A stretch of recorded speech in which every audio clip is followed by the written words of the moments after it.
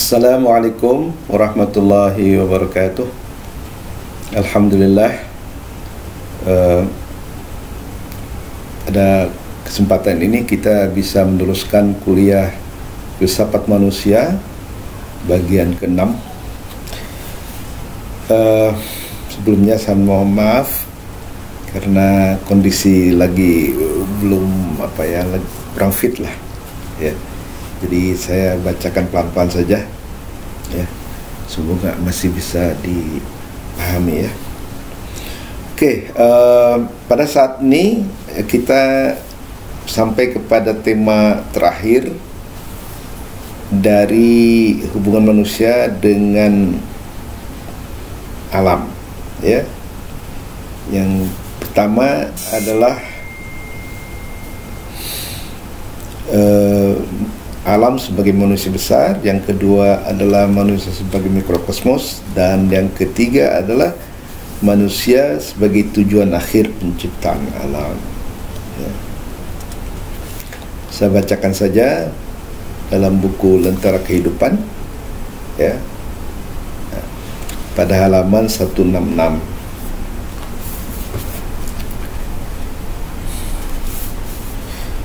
Dulu waktu pertama kali membaca bahwa manusia adalah tujuan akhir penciptaan alam, saya merasa percaya dan tidak percaya.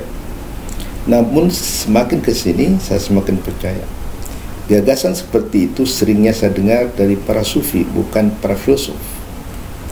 Para sufi biasanya menyandarkan gagasan ini pada sebuah hadis qudsi yang terkenal ya. Laulaka wa laulaka ma khalaqtul afla kullaha, yang artinya kira-kira kalau bukan karena engkau ya Muhammad, tidak akan kuciptakan alam semesta.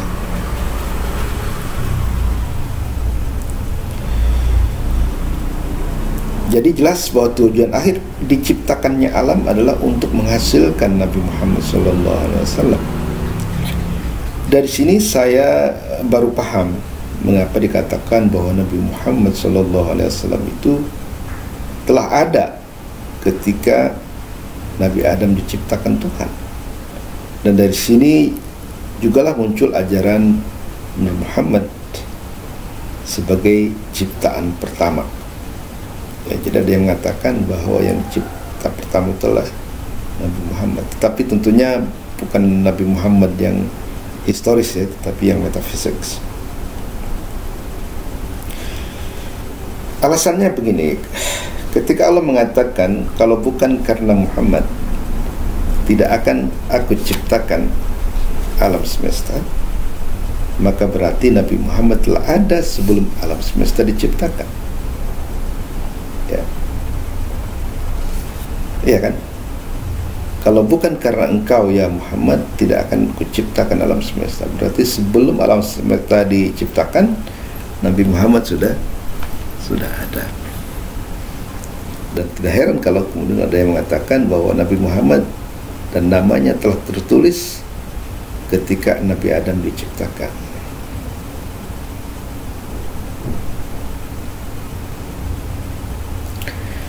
Tentu saja bukan Nabi Muhammad bin Abdullah dari Mekah, tapi hakikatnya, sehingga ajaran Nur Muhammad juga disebut hakikat Muhammadiyah. Nah, ini ajaran para sufi ya. Jadi kalau katakan hakikat Muhammadiyah, bukan Muhammad yang ada di Mekah, tetapi hakikatnya ya, sudah ada sebelum alam dicipta.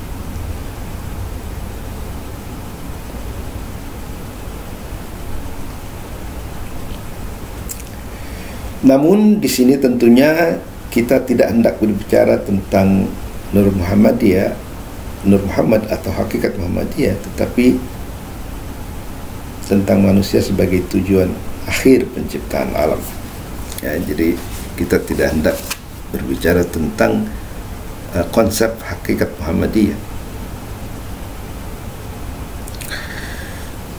Dalam hadis tersebut tentu saja yang dimaksud dengan engkau adalah Nabi Muhammad SAW. Namun bagi kebanyakan para sufi, Nabi Muhammad adalah tipe ideal manusia sempurna atau al-insanul kamil.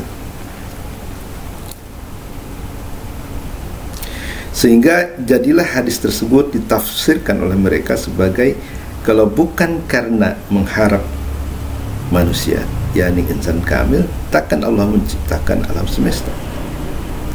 Karena itulah maka dikatakan manusia sebagai tujuan akhir penciptaan alam. Dengan kata lain, tujuan diciptakannya alam oleh Tuhan adalah untuk menghasilkan atau menghadirkan manusia di muka bumi ini. Nah, apakah ada argumen yang menguatkannya? Ya, penafsiran ini dipertegas lagi oleh Maulana Jalaluddin Rumi yang mengumpamakan manusia sebagai buah dari sebatang pohon. Buah dari sebatang pohon. Buah tentunya adalah tujuan dari seorang petani atau pekebun dalam menanam. Misalnya, tujuan menanam pohon pisang adalah untuk mengharap buah. Ya. Karena demi mengharap buah itulah maka petani menanam pisang. Jalaluddin Rumi dalam syairnya mengatakan, kalau bukan karena mengharap buah, akankah pekebun menanam pohon? Jawabnya tentu saja tidak. Sebab sekalipun buah bisa menjadi buah biasa muncul di bagian ranting, tapi demi buah itulah sebatang pohon itu tumbuh. Ya, jadi walaupun buah itu biasanya muncul bukan di akar ya, tetapi di cabang, bahkan di ranting gitu. Tetapi sebenarnya pohon itu sendiri tumbuh demi menghasilkan buah. Ya. Ya. Jadi karena mengharap buah itulah maka petani menanam pohon. Ya, jadi walaupun manusia itu muncul terakhir ya dari susunan makhluk-makhluk gitu, tetapi justru demi hadirnya manusia itulah ya maka alam diciptakan.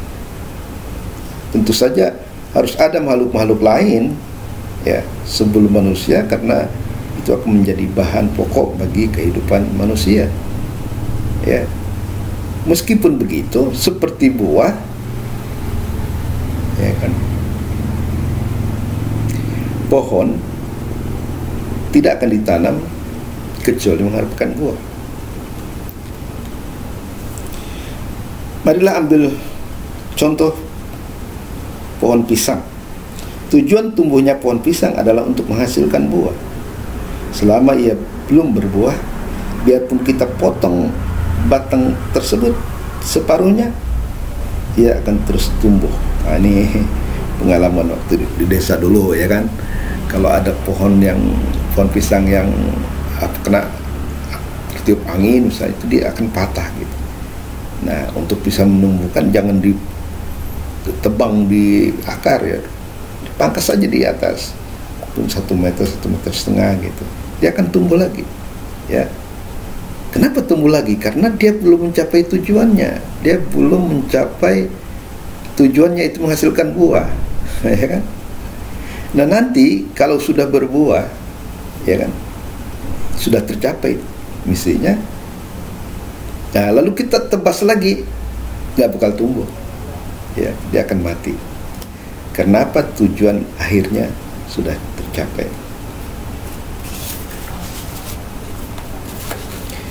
Nah, itu kalau untuk kasus buah pisang ya. Nah, tapi kan ada lagi misalnya buah yang mempunyai biji ya, seperti mangga dan durian ya. Buah bukan hanya sekedar bahan pangan yang enak, tapi ia juga mengandung biji atau benih yang seperti manusia sebagai mikrokosmos mengandung seluruh unsur yang ada pada pohon tersebut. Karena itu,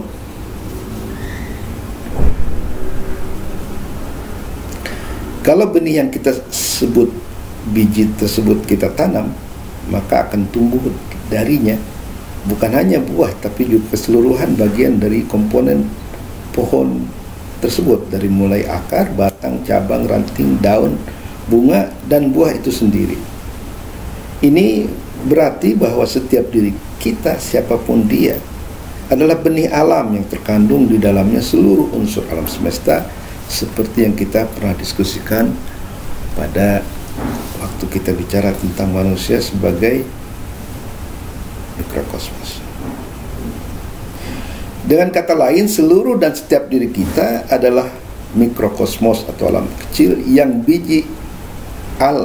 yakni biji alam yang siap bila ditanam mengembangkan dirinya menjadi alam besar. Nah, ini mungkin agak aneh ya, kok bisa alam kecil menjadi alam besar? Bukankah dikatakan oleh para filosof bahwa manusia itu adalah mikrokosmos? Tetapi dalam pandangan Jalaluddin Rumi, manusia bisa menjadi makrokosmos, ya kan? Nah, inilah barangkali apa yang dimaksud oleh Maulana Jalaluddin Rumi, sufi favorit saya ya, ketika beliau berkata, dalam bentuk engkau adalah mikrokosmos, tapi pada hakikatnya engkau adalah makrokosmos. Luar biasa, menarik ya. Buah itu tampak berasal dari ranting, tapi sebenarnya ranting dan seluruh pohon berasal dari sang buah. Namun tentunya untuk menjadi manusia makrokosmos yang menjadi tujuan penciptaan tidaklah mudah, karena benih kalau tidak ditanam atau ditelantarkan, ia tidak akan tumbuh atau tumbuh tetapi tidak maksimal ya. Jadi untuk menjadi insan kamil, ya, manusia sempurna, itu tidak bisa begitu saja ya, tapi harus diusahakan. Hanya benih yang ditanam di tempat yang subur ya, disiram dan dipupuk dengan baik dan teratur, yakni hanya individu yang terdidik dengan baik, dikenal potensi-potensinya, diarahkan pertumbuhannya dengan penuh cinta dan dengan cara yang sistematis metodis oleh seorang guru atau mursyid, lah yang akan tumbuh sempurna dan berhasil mengaktualkan seluruh potensinya. Ini juga tentunya menjadi tujuan utama orang tua menyekolahkan anak-anaknya dan seorang mursyid menggembleng murid-muridnya, yakni untuk mengarahkan perkembangan potensi mereka dengan cara mentransformasi jiwa mereka. Bagi Jalaluddin Rumi, ilmu yang bermanfaat itu bukan kuantitasnya, tetapi ilmu yang bisa mentransformasi jiwa ya, menaikkan derajat jiwanya itu dari level yang rendah menuju ya, misalnya di dalam tasawuf itu kan ada apa ya, ada tingkat-tingkat nafsu itu bisa dari nafsu amarah, lawamah, naikkan lagi mulhamah, naikkan lagi mutmain dan sebagainya ya. Ada 7 tingkatnya. Nah, jadi transformasi jiwa itu yang paling penting di dalam menuntut ilmu, kata Jalaluddin Rumi ya. Bukan berapa banyaknya ya, kalau banyak pun kalau tidak mengubah dirinya, kualitas dirinya, maka itu tidak dianggap bermanfaat ya. Nah, saya pernah menyinggung tentang kunjungan ke makam Jalaluddin Rumi, di mana saya dibawa ke sebuah dapur ya. Di dapur itu diperagakan, ada mulai dari bahan mentah di situ sampai kemudian dimasak beberapa tahap, kemudian disajikan lagi menjadi makanan yang siap. Nah, ya. Maka demikian juga menjadi tujuan sang juru masak dalam mengolah dan memasak bahan makanan untuk menjadikan bahan mentah makanan dengan cara dan resep tertentu sehingga menjadi makanan yang siap saji dan lezat untuk dikonsumsi. Jadi kalau Murtadin Rumi, orang yang datang kepada beliau untuk maksudnya berguru itu seperti bahan mentah, jadi tidak bisa langsung kita makan, harus diolah dulu, dimasak dulu, dibakar dulu dan sebagainya, barulah nanti siap saji.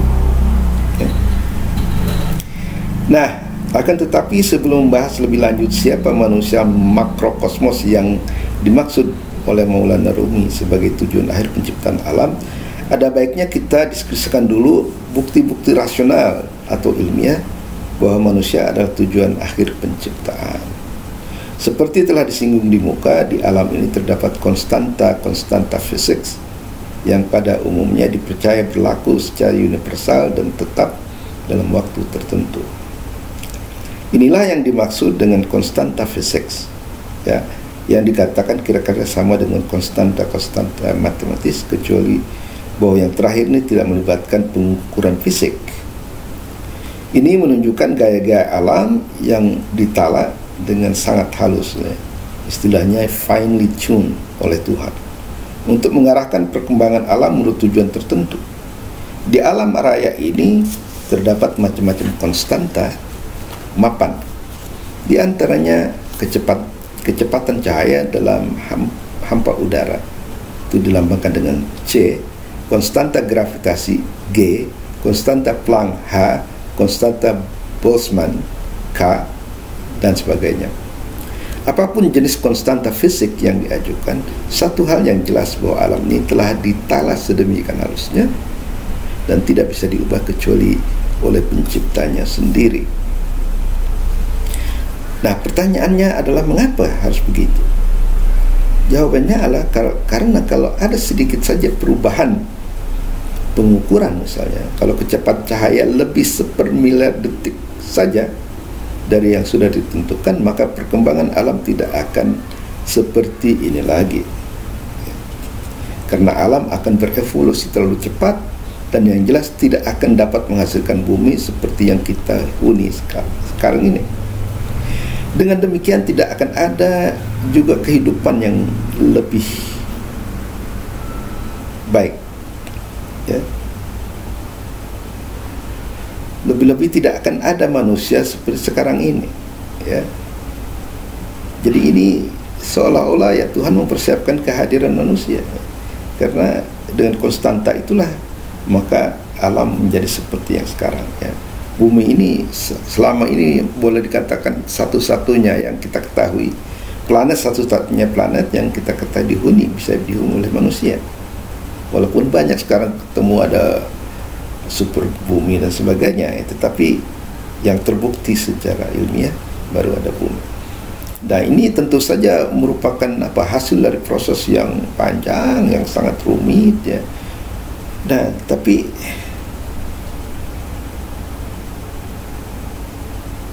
ya, dengan demikian tidak akan ada juga kehidupan dan lebih-lebih tidak akan ada manusia seperti sekarang ini. Ini yang kemudian menyadarkan beberapa fisikawan modern seperti John Barrow dan Franz Tipler bahwa alam sepertinya telah dicipta melalui sistem penalaan yang demikian halus untuk maksud tertentu, yaitu untuk pada akhirnya menghasilkan suatu makhluk hidup yang berkesadaran diri dalam bentuk manusia. Nah, ini jadi bukan orang sufi, orang Islam, kan ini adalah ahli fisika barat, ya, John Barrow dan Franz Tipler. Itu mengakui bahwa penalaan alam yang begitu halus itu adalah untuk akhirnya menghasilkan manusia. Jadi manusialah, kata mereka, satu-satunya makhluk yang berkesadaran baik terhadap dirinya sendiri, lingkungannya, atau juga terhadap dunia yang tanpanya seluruh ciptaan yang luar biasa ini, luar biasa luas dan indah ini akan kehilangan makna dan signifikansinya. Jadi kalau tidak ada makhluk yang berkesadaran diri, ya, maka ciptaan alam yang begitu indah ini tidak akan ada yang menyadari, mengakui dan sebagainya, ya. Teori ini dikenal dengan anthropic principle, prinsip antropik, dan oleh banyak kalangan the fine tuning theory ini dianggap sebagai bukti keberadaan Tuhan yang paling mantap abad ini. Ya. Jadi apa yang dibuktikan oleh para fisikawan hari ini sebenarnya sudah digagas ya oleh para sufi dan filosof Muslim sejak lama, gitu. Ya, dengan mengatakan manusia sebagai tujuan akhir penciptaan alam. Jadi antara dalil-dalil nakliyah lah dengan akliyah itu ketemu di sini. Ya. Oke, kita teruskan dengan pembuktian ilmiah tentang fakta bahwa manusia adalah tujuan akhir penciptaan alam. Maka pertanyaan berikutnya adalah, manusia macam apakah yang akan menjadi tujuan akhir penciptaan alam? Apakah sembarang manusia ataukah manusia istimewa yang diharapkan muncul di dunia? Untuk menjawab pertanyaan tersebut di atas, sebenarnya kita sebagai umat Islam telah mendapat petunjuk yang jelas bahwa yang dimaksud adalah manusia sempurna, al-insan al-kamil, yang contoh par excellence-nya tidak lain daripada Nabi Muhammad SAW sendiri. Jadi contoh insan kamil yang paling mantap yaitu Nabi Muhammad. Insan kamil boleh dikata adalah manusia yang telah mampu mengaktualkan semua sifat-sifat Tuhannya yang diutus untuk menjadi wakil kehadiran Tuhan di muka bumi, yakni sebagai khalifah atau wakilnya. Nanti akan ada pembahasan yang khusus tentang manusia sebagai khalifah Allah, ya. Dari orang seperti inilah kita dapat mengetahui Tuhan dan sifat-sifatnya, baik melalui wahyu dan terimanya maupun melalui sifat-sifat dan akhlaknya yang terpuji. Yang dalam kasus akhlak Nabi Muhammad tidak lain daripada akhlak Al-Quran. Dalam kapasitasnya sebagai wakil Tuhan, beliau adalah ibarat air mawar, di mana kita dapat menemukan semerbak mawar ketika kebun mawar telah musnah di lahap api. Ini merujuk pada syair Jalaluddin. Ketika kebun mawar telah musnah, kemanakah kita mencari semerbak mawar? Jawabnya pada air mawar.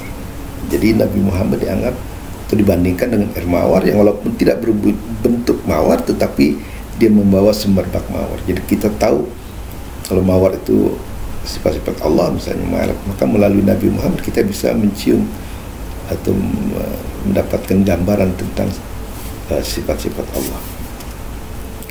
Syair ini menunjukkan kepada kita bagaimana Nabi Muhammad telah diumpamakan sebagai air mawar yang mewakili kehadiran sang mawar yang telah tiada hingga tidak nampak pada mata, yaitu Tuhan. Dari sinilah maka Sufi mengembangkan konsep insan kamil, yakni manusia sempurna, seperti Nabi Muhammad telah merealisasikan potensi ilahiyah dalam dirinya. Ya. Maka ibarat benih insan kamil adalah benih yang kita telah jadi, yang kini telah menjadi pohon yang tumbuh sempurna dan siap mengaktualkan semua potensinya dan siap untuk dimanfaatkan oleh manusia tanpa kurang satu apapun. Terhadap Tuhannya, insan kamil adalah ibarat cermin yang terpantul di dalamnya semua sifat-sifat indah Tuhannya, dan pantaslah kemudian dijadikan wakil atau khalifahnya di muka bumi, sebagaimana yang akan kita bahas pada bab-bab berikutnya. Nah, itulah para mahasiswa yang saya hormati. Berhubung kondisi saya masih kurang fit ya, jadi saya akan stop dulu sampai di sini. Ya, tidak sepanjang seperti yang biasanya, hanya 25 menit, tapi mohon dimaklum saja ya. Kurang lebihnya saya mohon maaf. Billahi taufiq wal hidayah. Assalamualaikum warahmatullahi wabarakatuh.